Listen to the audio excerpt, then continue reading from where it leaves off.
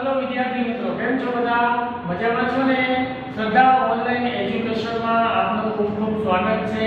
હવે ધોરણ 12 માં આજે આપણે જોવાના છીએ અનફોરગેટેબલ વોલ્ટ ડિઝની, એટલે કે કદી ભૂલાઈ નહીં તેવા વોલ્ટ ડિઝની। આના રચયિતા કોણ છે? સૌથી પહેલા આપણે રચયિતાની ખ્યાલ હોવો જોઈએ તો કે એના રચયિતા છે રોય ડિઝની। રોય ડિઝની કોણ હતું? વોલ્ટ ડિઝનીના ભાઈ।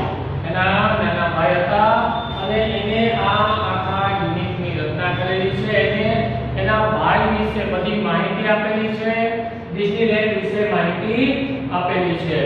આપણે અહીંયા આપણી સ્કૂલમાંથી શ્રદ્ધા સ્કૂલમાંથી મહાબળેશ્વરનો એક વર્ષ પહેલા પ્રવાસ થયેલો। એમાંથી લગભગ ઘણા બધા વિદ્યાર્થીઓ આવેલા હતા। તો એ લોકો આપણે જ્યારે મુંબઈ ગયા ત્યારે આપણે ત્યાં ઇમેજિકા પાર્કની મુલાકાત લીધી હતી।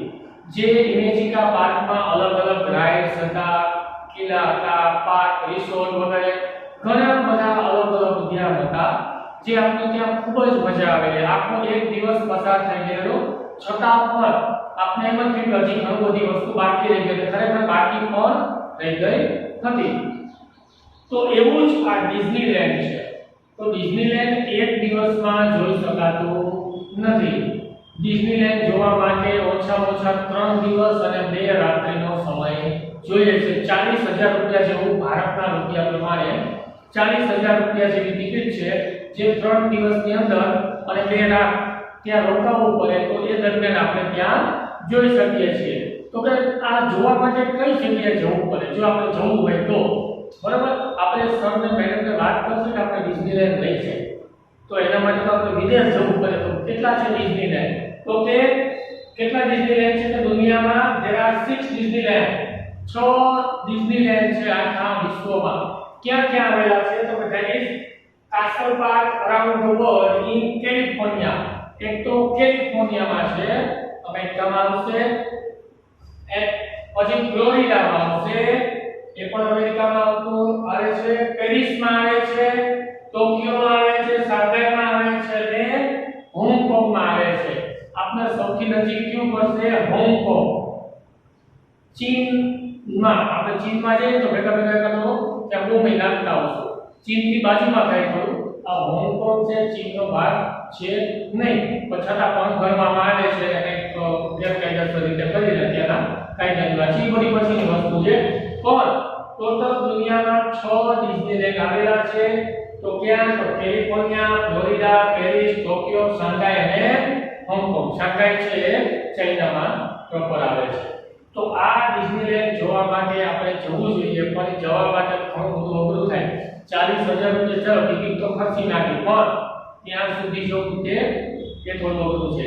આપણે જ્યારે ઇમેજિકા પાર્કમાં ગયા હતા તો એનો થોડો અમથો ભાગ છે, એનાથી ખૂબ જ મોટું, વિશાળ, ખૂબ જ સરસ મજાની રાઇડ્સ, ઘણી બધી વધારાની રાઇડ્સ, ઘણા બધા આપણે કલ્પના બહારના જે વસ્તુઓ છે ત્યાં આવેલી છે। તો આ બધાએ આપણે ત્યાં ન જઈ શકીએ, પણ જો આની થોડી ઘણી ઝલક જોવી તો તમે YouTube માં વિડિયો સર્ચ કરીને પણ જોઈ શકો છો। તો એ તમને અલગ અલગ રાઇડ્સ બતાવશે, ટ્રેન છે, એના અલગ અલગ ફીચર્સ છે, ખૂબ જ સરસ મજાનો ડિઝનીલેન્ડ છે। આખા વિશ્વમાં કેટલા છે? ટોટલ 6। હવે રોય ડિઝની જે છે એ એના રચયિતા છે, એના ભાઈ વોલ્ટ ડિઝનીના ભાઈ છે। તો એને જ આ લખેલું છે એના શબ્દોમાં। તમને થોડી ટૂંકમાં માહિતી આપી દઉં, પછી આપણે રીડ સ્ટાર્ટ કરીએ। તો કે આ પાઠમાં મહાન વ્યક્તિ વોલ્ટ ડિઝનીના અંશો તેના ભાઈ દ્વારા રજૂ કરવામાં આવ્યા છે। અને વોલ્ટ ડિઝની એટલો બધો પ્રખ્યાત છે બાળકોમાં તો ઠીક, પણ મોટા લોકો જે છે એમાં પણ પ્રિય છે। એનું કારણ શું છે કે તો બાળકોમાં પ્રિય હોવાનું કારણ પોતે મિકી માઉસ, ડોનાલ્ડ ડક, ગુડી વગેરે જેવા કાર્ટૂન જે છે એનો સર્જક કોણ છે? આ જ્યારે હું નાનો હતો ત્યારે દૂરદર્શનમાં મિકી માઉસ ને ડોનાલ્ડ ડક ને આ બધી વસ્તુઓ આવતી। 94, 95 ની સાથે વાત છે, એ સમય દૂરદર્શનમાં અમે જોતા, સામે બેસી જતા। એક તો બ્લેક એન્ડ વ્હાઇટ ટીવી હોય, બીજું કઈ દેખાય નહીં, કલર ટીવી તો ત્યારે હતા પણ બહુ ઓછા જોવા મળતા। તો એ સમયે પણ આવતા અને એમાં મિકી માઉસ જે છે એ બધાનું મનપસંદ છે અને આ કાર્ટૂનની સફળતા પછી જ વોલ્ટ ડિઝનીનું વિશ્વભરમાં વોલ્ટ ડિઝની જાણીતો બન્યો. વોલ્ટ અત્યારે જીવંત નથી, મૃત્યુ પામ્યા છે. તો એની પાછળ એવા ઘણા બધા પ્રોજેક્ટ મૂકી ગયા છે કે હાલમાં પણ એ પૂરા થાય તેમ નથી. તમે ઘણીવાર ઇંગ્લિશ મૂવી જોતા હશો તો વોલ્ટ ડિઝની સ્ટુડિયો લખેલો હોતો હશે, તો એ આનો જ છે. આને પોતે જ બનાવેલો છે સ્ટુડિયો. અને વોલ્ટની વાત કરીએ તો બાળપણથી જ વોલ્ટને પ્રાણીઓ, પક્ષીઓ, જીવજંતુઓના ચિત્રો દોરવામાં ખૂબ જ રસ હતો, જેના કારણે તેને પહેલી કમાણી પોતાના ઘરની બાજુમાંથી જ કોઈ સ્કેચ બનાવી અને કરેલી. અત્યંત સફળ થઈ જવા છતાં, પૈસાદાર થઈ જવા છતાં વોલ્ટ ધીમે ધીમે ખૂબ આગળ વધી ગયો. નાનપણમાં તો પૈસા નતા, આગળ આવશે. પૈસા ઉછીના લીધેલા એના અંકલ પાસેથી અને એને ફીચર ફિલ્મ બનાવેલી, કાર્ટૂન બનાવેલા, ચાલેલી છતાં પણ હિંમત નહીં હારી અને એમાં એ લગાતાર આગળ વધતો રહ્યો અને છેલ્લે ખૂબ સફળ થઈ જવા છતાં પણ એના છેલ્લા અંતિમ શ્વાસ સુધી તે બિલકુલ સરળ સાદા માનવીની જેમ જ રહે છે. એવું નથી કે આગળ પૈસા આવી જતા આપણે તમને બોલાવો આપણે એવું નહીં, પણ પૈસા હોવા છતાં, પ્રસિદ્ધિ હોવા છતાં તે કોઈ દિવસ એને અહંકાર નથી આવ્યો છેલ્લે સુધી, એના મૃત્યુ સુધી. અને ધારો કે કોઈ પ્રોજેક્ટની શરૂઆત કરે તો એ સફળ થાય કે અસફળ થાય. ધારો કે સફળ થાય તો એમાંથી ઘણા પૈસા મળે, અસફળ થાય તો પૈસા ન મળે પણ સર્વર થતું, તો જે વધારે પૈસા મળે પાછો નવો પ્રોજેક્ટ બનાવે અને નવો પ્રોજેક્ટ બનાવી અને પાછા એમાં નાખી દે. જ્યારે એનો મૃત્યુનો સમય આવે છે, કોઈ રોગ હતો, એવું આમાં દર્શાવ્યું નથી કયો રોગ હતો, કે જ્યારે એ મૃત્યુ સમયે પણ હંમેશાની જેમ ભવિષ્યમાં નવા પ્રોજેક્ટ આપણે શું બનાવશું, આગળ કઈ રીતે વધશું, એના વિશે તે વિચારતો હતો. અને એ માનતો હતો કે ડિઝનીલેન્ડ કોઈ દિવસ પૂરો થશે નહીં. એની અંદર નવા નવા પ્રોજેક્ટો, નવી નવી રાઇડ્સ, નવી રમતો, નવા કોઈ ફીચર, એનિમેશન, આ બધી વસ્તુનો તે હંમેશા કોઈને કોઈ વસ્તુ વારંવાર એમાં એડ કરતો જ જતો હતો. તો આ રીતે આ વોલ્ટ ડિઝની દ્વારા આખા પાઠનું વર્ણન કરવામાં આવ્યું છે. આપણે પણ ખૂબ સમજવા જેવું છે. પાઠમાંથી આપણને શું વસ્તુ એક શીખવા મળે, તો આપણે હજી પાઠ નથી પૂરો થયો છતાં પણ તો હિંમત ન હારવી જોઈએ અને તમારા જે સપના છે તમે જ પૂરા કરી શકો, બીજું કોઈ પૂરું કરવા આવતું નથી. તો માટે હિંમતથી આપણે ધ્યાનથી કોઈ કાર્ય જો કરશું તો 100% એમાં સફળતા મળશે. ઘણીવાર નિષ્ફળતા મળે તો એનાથી નાસીપાસ થવાનું રહેતું નથી. અને વોલ્ટે પણ એના સપના પૂરા કરી બતાવ્યા. અત્યારે દુનિયામાં 6 જગ્યાએ એના ડિઝનીલેન્ડ બની ગયા છે અને જેની મેં તમને ટિકિટ કીધી ને એપ્રોક્સિમેટલી 40,000 રૂપિયા છે. અને એક દિવસમાં પૂરું નથી થતું, 3 દિવસ અને 2 રાત્રિનો સમય જોઈએ છે. આપણે ઇમેજિકા પાર્કમાં જ્યારે ગયા હતા ત્યારે પણ એક દિવસમાં માંડ એ પણ મેઇન વસ્તુ આપણે જોઈને નીકળી ગયા, ત્યારે માંડ એક દિવસ ગયો હતો. તો આ ડિઝનીલેન્ડ કેવું બધું મોટું છે, એટલું વિશાળ છે, એટલી પુષ્કળ પ્રમાણમાં રાઇડ્સ અવનવી છે, તો એ જોવા માટે 3 દિવસનો સમય જોઈએ. હવે આપણે બધા રીલમાં ધ્યાન દેસી એકાદો પકડો કરીએ. આપણે રોય ડિઝની દ્વારા આ વસ્તુ કહેવામાં આવી છે, my brother Walt is no more. હવે મારો ભાઈ, આ રોય ડિઝની બોલે છે, મારો ભાઈ વોલ્ટ છે એ નો મોર, હવે રહ્યો નથી. Yet his influence lingered like a living presence over the studio where he turned out the cartoons, nature films and feature movies that made him known and loved around the world. ખૂબ સરસ વસ્તુ કીધી કે હવે મારો ભાઈ તો રહ્યો નથી, પણ છતાં પણ his influence અને એની અસર, વોલ્ટ હજી જીવંત છે એવું લાગે, એની અસર linger like a living presence, હજી પણ એની જે એમ લાગે કે આ જીવંત છે. સ્ટુડિયોમાં ડિઝનીલેન્ડમાં જાવ તો ત્યાં બોલ અહીંયા જ ઊભો છે, અહીંયા જ ઊભો છે, આ દેખાય. તો એની અસર છે, એને એવી વસ્તુ બનાવી છે કે જ્યારે જોઈને જીવંત લાગે. તો એના કારણે એવું લાગે કે વોલ્ટ અહીંયા જ છે, એનો મતલબ એવો નથી ભૂત થાય છે, એવું કંઈ નથી, પણ એ પોતે જીવંત છે, કારણ કે એના ભાઈથી બિલકુલ ટચમાં હતા. બંને ભાઈઓ એકદમ નજીકના મિત્રો જેવા ભાઈ છે, પણ ભાઈથી પણ વધારે મિત્રની જેમ હતા. તો એના કારણે એમ લાગે કે એનો ભાઈ હજી જીવંત છે. તો આખા સ્ટુડિયોમાં એવું લાગતું, ઓવર ધ સ્ટુડિયો, આખા સ્ટુડિયોમાં એવું લાગતું, વેર હી ટર્નેડ આઉટ, કે જે ક્યાં એના તરફ વળ્યો.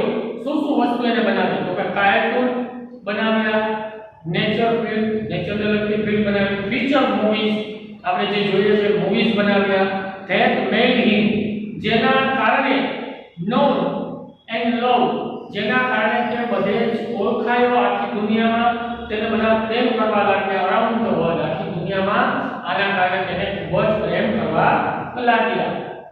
ઇવન નાઉ, હાલમાં પણ, as I walked around the studio crew, I half expect to encounter that tall country boy, finger hand bowed in thought about some new project. હાલમાં પણ કોઈ ડિઝની કહે છે કે જ્યારે હું સ્ટુડિયોમાં સ્ટુડિયો જે કે છે હું થોડી ઘણી ચક્કર મારું છું, એના આજુબાજુમાં ફરું છું, તો સ્ટુડિયો ક્રૂ એટલે સ્થાન, આઈ હાવ એક્સપેક્ટ, મને હજી એવી આશા હોય છે, આશા થઈ જાય. એન્કાઉન્ટર એટલે મળવું, ઓલું એન્કાઉન્ટર ને બંદૂકથી મારવું, આમાં મળવાના અર્થમાં છે. હજી મને એવું થાય કે હું એને મળી લઉં છે. ટોલ, ઊંચો, કન્ટ્રી બોય ફિંગર એટલે કે ઊંચા પાતળા ગાંઠાવાળા છોકરાને હું મળી લઉં. હેડ બોલ્ડ કે જેનું મસ્તક નમેલું છે, બોલ્ડ એટલે નમવું, નમન કરવું, કે હું એને મળી લઉં. ઇન થોટ, એના વિચારોમાં કઈ એવું હશે, અબાઉટ સમ ન્યુ પ્રોજેક્ટ, એના વિચારોમાં 100% કઈક નવા પ્રોજેક્ટ હશે. હંમેશા તે વિચાર કર્યા જ કરતો અને કઈક કોઈ નવી વસ્તુઓ એની અંદર તે એડ કર્યા કરતો હતો. Walt was so much the driving force behind all we did. Walt તે જે કાર્યો કર્યા, બરાબર, એના ક્રૂ મેમ્બર દ્વારા કરાવ્યા, જે વસ્તુ કરી, તો એની પાછળ એનું ચાલક બળ હતું, ડ્રાઇવિંગ ફોર્સ. તો એની બધી ક્ષમતાથી એ જે રીતે કહેતો એ રીતે બધા કાર્ય કરતા. From making movies to building Disneyland, પછી ભલે તે કોઈ બિલ્ડિંગ બનાવવાનું હોય ડિઝનીલેન્ડની અંદર, કે પછી ડિઝનીલેન્ડ બનાવવાનો હોય કે મૂવીઝ બનાવવાની હોય, કોઈ પણ કાર્ય કરવું હોય તો એની બધાની પાછળ વોલ્ટનું ચાલક બળ હતું, એની ક્ષમતા હતી, એની કાર્યશૈલી હતી. That people constantly mention his name as if he were still alive. કે જાણે લોકો એનું નામ એવી રીતે લેતા કે જાણે કે આજે પણ વોલ્ટ હજી જીવંત છે, વોલ્ટ હજી પણ આજે જીવંત છે, લોકો એવી રીતે એનું નામ લઈ રહ્યા હતા. Every time we show a new picture, દરેક સમયે કંઈક ને કંઈક અમને નવું જોવા મળતું. Or open a new feature at Disneyland, અથવા તો કોઈ વખતે, ચાલો દર વખતે કંઈક ને કંઈક નવી વસ્તુ બનાવ્યા કરતા, અથવા તો નવું પિક્ચર બનાવતા, કાર્ટૂન બનાવતા. ધારો કે એ વસ્તુ નથી ચાલી રહી તો ડિઝનીલેન્ડ જે છે એની અંદર કોઈ નવી વસ્તુ એડ કરવાની, કોઈ નવી રાઇડ્સ બનાવી હોય, એમાં સુધારા વધારા કરવાના, આવું ચાલ્યા કરતું. Someone is bound to say, અને કોઈ વ્યક્તિ ક્યારેક આવું બોલી જતો, I wonder how Walt would like it, અને આ વોલ્ટને કઈ રીતે ગમશે, આ વોલ્ટને ગમશે કે નહીં ગમે, આવું ઘણી વખત બોલાઈ જતું. And when this happens, અને જ્યારે કોઈ પણ વસ્તુ, કોઈ પણ પ્રોજેક્ટ, મૂવી, કાર્ટૂન, કોઈ પણ વસ્તુ બની જતી, I personally realized that it was something he himself and planned. અને ત્યારે એવું થતું કે આ વોલ્ટે પોતાની જાતે જ બનાવેલું છે, એના જ આઈડિયા આની અંદર તે ઉમેરેલા હશે. ત્યારે હંમેશા એવું લાગતું કે વોલ્ટે ખુદ બનાવેલી આ વસ્તુ છે.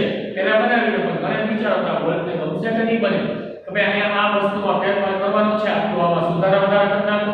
ઓકે, માણસો રાખેલા એ બધા બનાવતા, પણ ઘણી વખત આ રોડિક્સને એવું થતું કે એને પસંદ પડશે કે નહીં પડે, અને અંતે જ્યારે બની જાય ત્યારે એમ થતું બરોબર છે, આ વોલ્ટે એને જાતે પોતે જ પરિપૂર્ણ કરાવેલું હશે.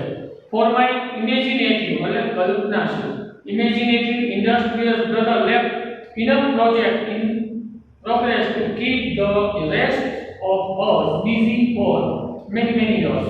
અને આ જે મારો ભાઈ છે, મને પર્સનલી એટલે કે રોય ડિઝનીને એવું લાગતું કે મારો જે આ કલ્પનાશીલ ભાઈ છે, જે મહેનતુ ભાઈ છે, એને એટલા બધા એના પૂરતા પ્રોજેક્ટ રાખેલા છે કે જે આવનારા વર્ષોમાં ડિઝનીલેન્ડની એક તો પ્રગતિ કોઈ દિવસ અટકાશે નહીં અને હંમેશા કે આગળ ને આગળ ચાલ્યા રાખશે. જે આવનારા વર્ષો જે છે એમાં અમે વર્ષો સુધી વ્યસ્ત રહીશું. અમે એમાં કોઈ દિવસ એવું નહીં બને કે આજે કામ નથી, હવે શું કરવું. પણ આ આના ભાઈ એટલા બધા પ્રોજેક્ટનું જે બનાવી નાખ્યા હતા ડિઝનીલેન્ડ માટે કે એ કોઈ દિવસ પૂરા થાય એવું લાગતું નહોતું. તો અહીંયા પહેલો પેરેગ્રાફ પૂરો થાય છે. આજના સેશનમાં આપણે આટલું રાખશું. ફરીવાર આપણે આનું ગુજરાતીમાં ટ્રાન્સલેશન કરી દઉં છું કે આ જે વોલ્ટ ડિઝની છે એના વિશે વોલ્ટ ડિઝનીનો ભાઈ બધી વાત કહે છે કે હવે રહ્યો નથી, છતાં પણ એવું લાગે છે કે એનો ભાઈ જીવંત છે. સ્ટુડિયોમાં જે તે જગ્યાએ તે ફરે છે ત્યાં પણ એને છતાં એવું લાગે છે કે આ જે ઊંચા પાતળા બાંધાવાળો ભાઈ જે છે એનો તે અહીંયા જ માથું નમાઈને કોઈ નવા પ્રોજેક્ટ વિશે વિચારી રહ્યો હશે અને એને પણ એવું થાય કે એને મળી લઉં અને લોકો પણ એનું નામ લગાતાર લેતા રહે છે. એનું કારણ એક જ છે કે એ બધા આખી દુનિયામાં જાણીતો બન્યો. એને નેચર ફિલ્મ બનાવી, ફીચર ફિલ્મ બનાવી, કાર્ટૂન બનાવ્યા. આના કારણે પણ લોકો એને ખૂબ પ્રેમ કરે છે અને આનાથી વિશ્વભરમાં ખૂબ જ જાણીતો બન્યો છે. બરાબર.